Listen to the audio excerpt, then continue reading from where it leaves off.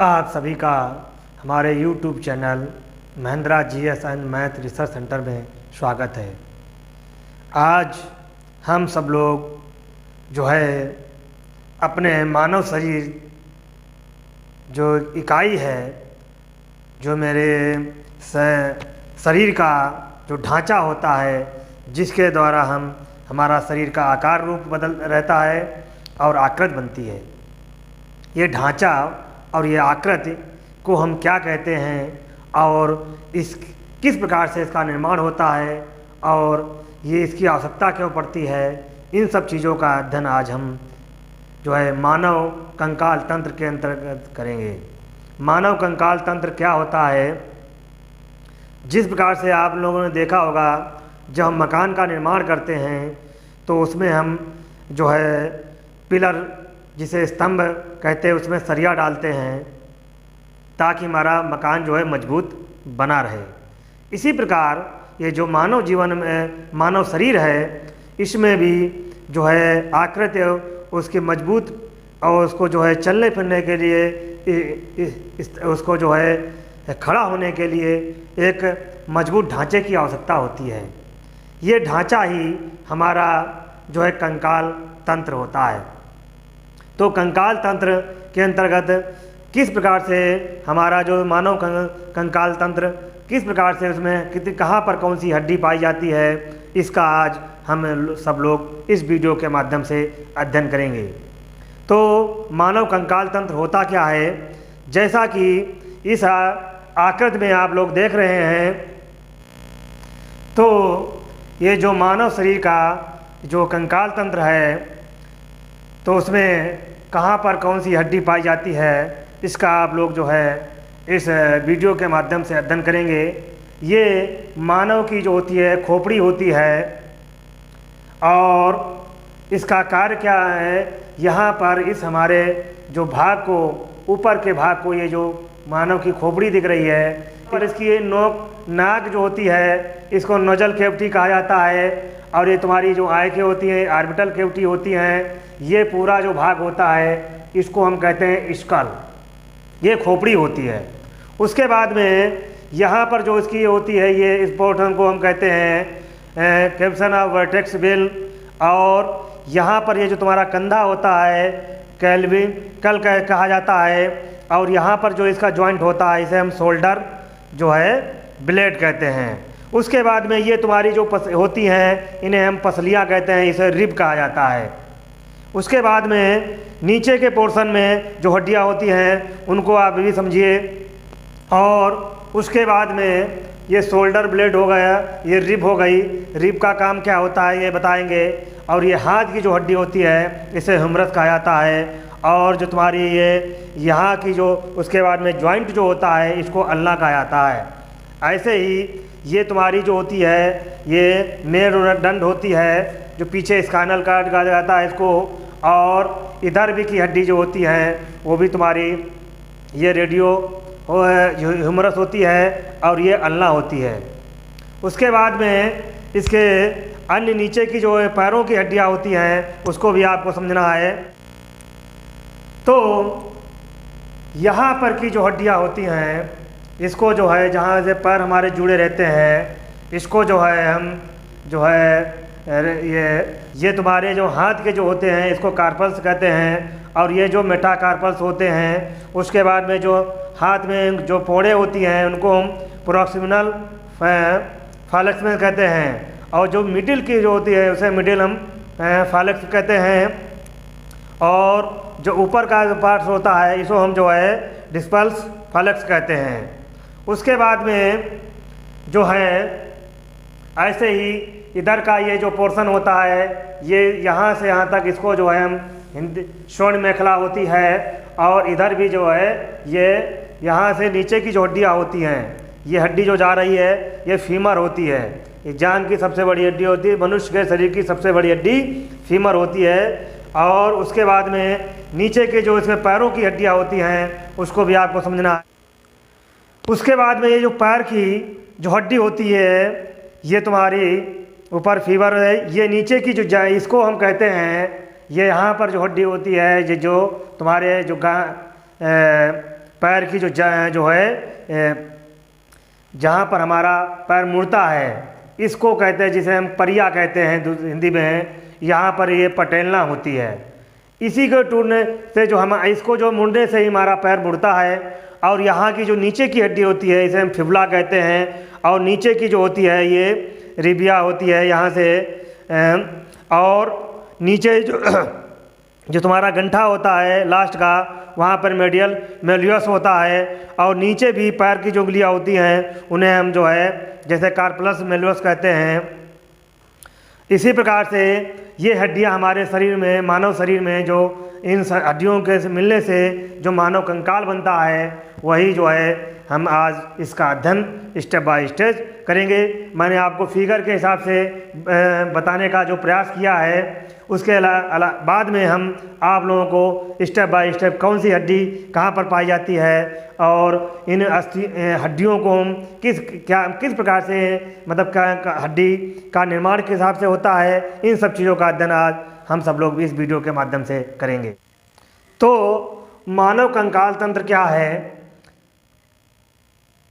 मनुष्य के शरीर के अस्थियों और उपास्थियों के आपस में जुड़ने से जो तंत्र का निर्माण होता है, उसे हम कंकाल तंत्र कहते हैं।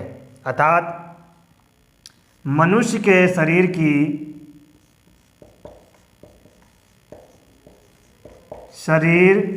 की अस्थियों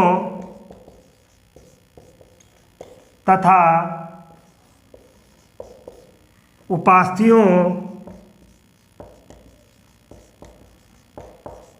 के आपस में जुड़े तंत्र को मानव कंकाल तंत्र कहते हैं।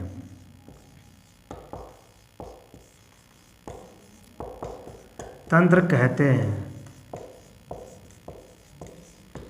तो अस्थियां और उपास्य जो आ रहा है, यहाँ पर शब्द आ रहा है, तो इससे पता चल रहा है जो हमारा मानव कंकाल तंत्र है वो को हम दो भागों में बांट सकते हैं, अस्थि और उपास्थि। तो अस्थि क्या होता है, उपास्थि क्या होता है, उसके पहले हमको ये समझना है कि मानव कंकाल तंत्र जो है वो उसके भी कोई भाग होते हैं। तो मानव कंकाल तंत्र भी दो भागों में बटा होता है। एक बाह्य कंकाल तंत्र होता है, एक अंतः कंकाल तंत्र होता है। तो इसको हम दो भागों में बांटते हैं। नंबर एक आता है बाह्य कंकाल तंत्र। बाह्य कंकाल तंत्र को हम कहते हैं एक्सो स्केलेटन। और जो अंतः कंकाल तंत्र होता है उसे हम कहते हैं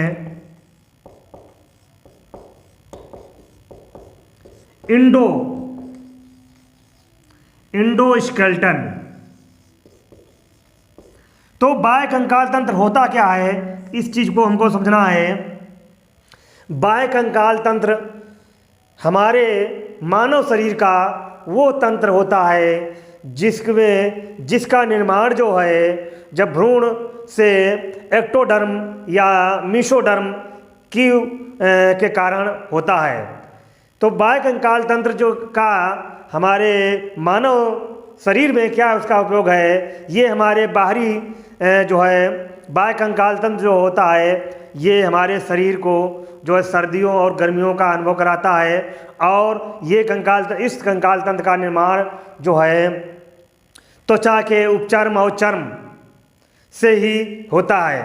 उसके बाद में ये जो है कंकाल तंत्र जो यहाँ पर इसका काम क्या है, इसका काम ये है कि हमारे जो शरीर के अंदर के जो आंतरिक भाग होते हैं उनको ये सुरक्षा प्रदान करता है। और जिस प्रकार से तुमने देखा होगा जो कछुआ होता है, कछुए में जो ऊपर का कवच होता है वो उसका बाह्य कंकाल तंत्र होता है। और मछलियों में तुमने देखा होगा जो उसके सल्क होते हैं वो बाह्य कंकाल तंत्र होते हैं। और मानव में जो होता है वो बाह्य कंकाल तंत्र उसके बाल होते हैं।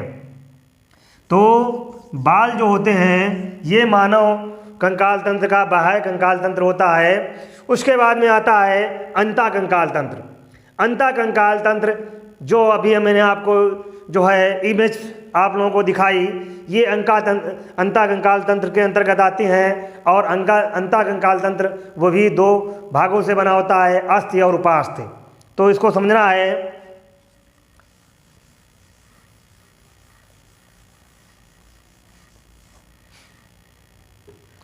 अस्थि और अंतः कंकाल तंत्र, ये जो है दो भागों से बना होता है। नंबर 1 जो होता है अस्थि होती है, नंबर 2 उपास्थि होती है। अस्थि और उपास्थि, तो अस्थि जो है, अस्थि को हम कहते हैं बोन, और उपास्थि को कहते हैं हम कार्टिलेज।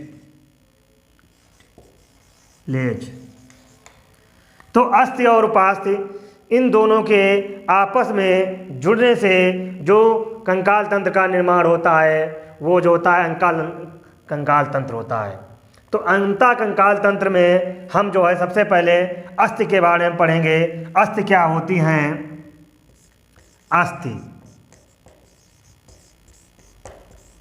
अस्थि जो है ये मानव कंकाल तंत्र में सबसे ठोस और जो है मजबूत, उसके बाद में ये कठोर भी होती हैं। और ये दोनों चीज़ें कठोर और मजबूत जो होते हैं, ये दो लवण होते हैं, कैल्शियम, इसे हम Ca। नंबर 2 होता है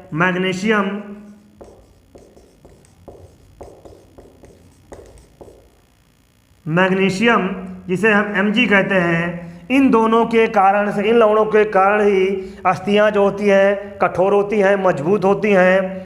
तो इनसे जो है इन अस्थियों का निर्माण होता है। उसके बाद में अस्थि में जो है, जो मजबूत अस्थि होती है, बड़ी जो अस्थि होती है, उसमें जो है यहाँ पर बीच में खोखला भाग होता है, ये खोखला भाग होता है। और खोखला भाग में एक प्रकार के ये जो है तरल पदार्थ पाया जाता है, जिसे हम अस्थि मज्जा कहते हैं। ये अर्थात ये जो खोखला भाग होता है, इसमें ही एक तरल पदार्थ पाया जाता है, जिसे हम अस्थि मज्जा कहते हैं। ये अस्थि मज्जा जो होता है, ये हमारे हड्डियों को एक जो है मजबूती प्रदान करता है। तो अस्थि मज्जा जो होती है, ये भी दो भागों में बटी होती है। ऊपर के जो भाग में हड्डियों के जो शीर्ष भाग होते हैं, वहाँ पर लाल अस्थि मज्जा होती है, लाल अस्थि मज्जा। और यहाँ पर भी जो शीर्ष है, यहाँ पर भी ये दोनों जगह पर यही पाई जाती है। और जो बीच का मध्य भाग होता है, इस मध्य भाग में जो है पीली अस्थि मज्जा पाई जाती है।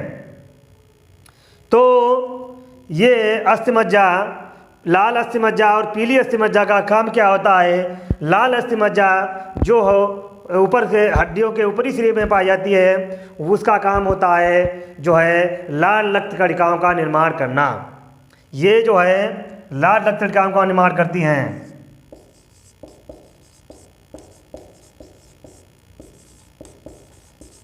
कणिकाओं का निर्माण करती हैं। और जो ये पीली जो होती है अस्थि मज्जा होती हैं, ये इनका काम क्या होता है? ये जो होती है सफ़ेद, जिसे हम WBC कहते हैं, सफ़ेद रक्त कणिकाओं का निर्माण करती हैं।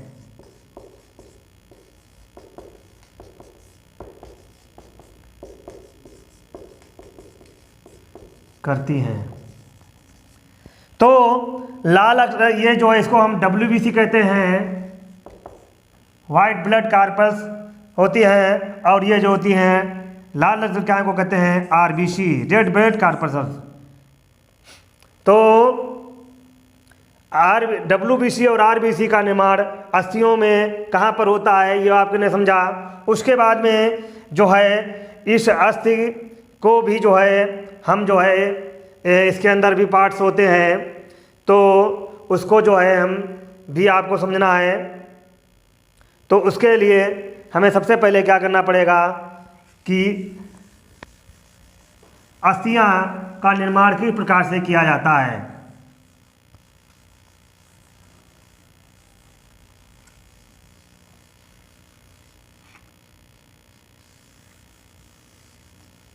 अस्थि, तो अस्थि क्या होती है?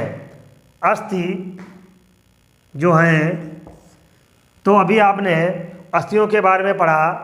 उसके बाद में इसके पार्ट्स होते हैं। अस्थि भी 2 प्रकार की होती है उसमें भी, तो उनके कहाँ पर काम क्या होते हैं, इनको भी आप जो है अध्ययन करेंगे।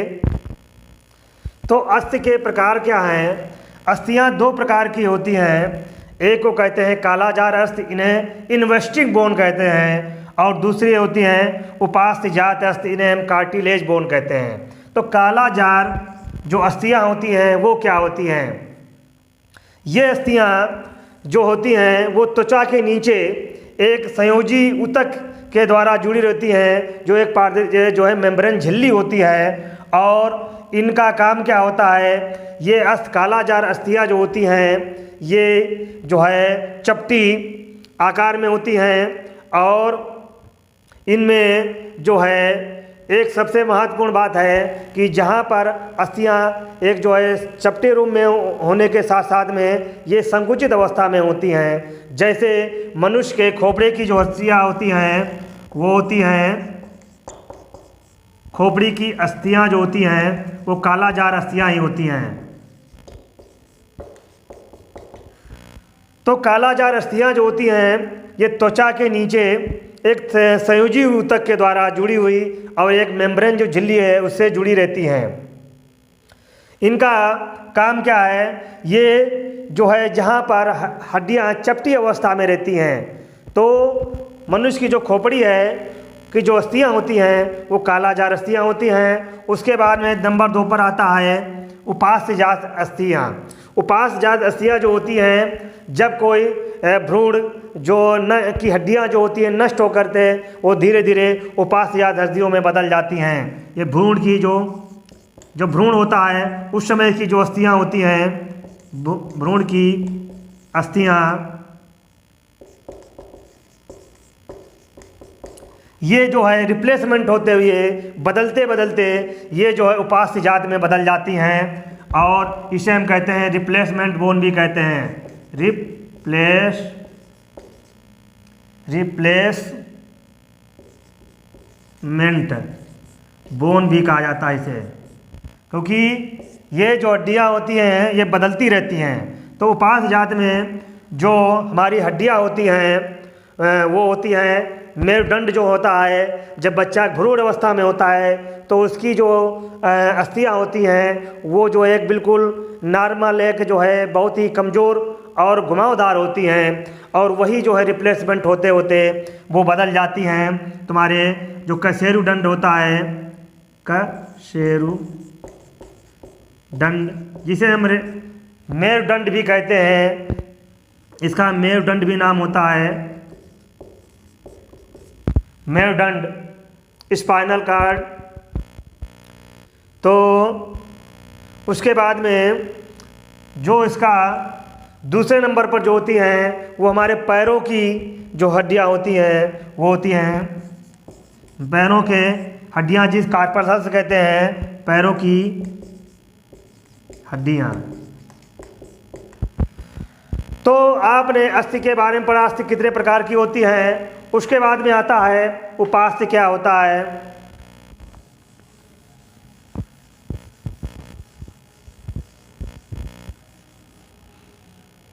उपास्थि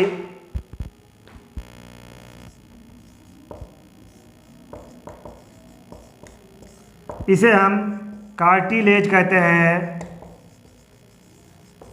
उपास्थि जो होती है ये अर्ध ठोस होते हैं और तो लचीली भी होती है। ये भी एक तरल संयोजी ये भी एक संयोजी ऊतक के द्वारा ही जुड़ी रहती है। और इनके बीच में भी यह हड्डी जो होता है खोखलापन होता है, जिसमें भी एक तरल पदार्थ पाया जाता है जिसे हम, और इसमें छोटी छोटी थैलियाँ जैसी होती हैं और ये क्या करती हैं, ये हड्डियों से ही जुड़ी होती हैं। जो उपास्थि होती हैं वो हड्डियों से ही जुड़ी होती हैं और ये छोटी छोटी थैलियों के रूप में आपस में ये तरल जो है वो संयोजी ऊतक के द्वारा, और एक इसमें भी झिल्ली पाई जाती है जो, और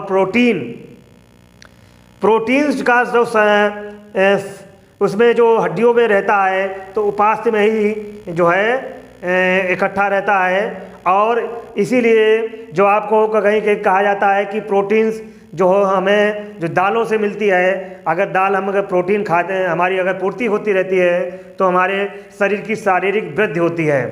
तो वृद्धि का मतलब क्या है, ये आपकी उपास्थि ही जो है उनमें वृद्धि होती है। जब उन उपास्थियों में वृद्धि होगी तो आपका शरीर ऑटोमेटिक जो है वृद्धि करेगा। तो यहाँ पर उपास्थि का काम क्या होता है, ये प्रोटीन को अपने में इकट्ठा रखती है और जो है यही जो है प्रोटीन जो हमारे शारीरिक वृद्धि में काम आती है और हड्डियां इससे जो है जुड़ी रहती हैं और इससे इसी कारण जो है हड्डियों में भी विकास होता रहता है। अर्थात इन अस्थि और उपास्थि के संयोजन से ही हमारा मानव कंकाल तंत्र का निर्माण होता है। तो आज के वीडियो में मैंने आपको जो जानकारी दी है मानव कंकाल तंत्र के बारे में, इसमें कहीं पर आपको कोई समस्या आ रही है तो मेरे कमेंट बॉक्स में अपनी कमेंट लिखें और मेरे चैनल को सब्सक्राइब करें। लेकिन उसके साथ साथ में आप लोगों को मैंने कल भी पिछले वीडियो में बताया था, उसमें 3 बेल आइकन आती हैं और ऐसी बेल आइकन जो आल पर होती है उस पर आपको भी जो है घंटी बजानी है, जिससे मेरे चैनल के प्रति आप लाइक्स कर सकें और जो है अन्य लोगों को आप जो है इसके बारे में बता सकें। धन्यवाद।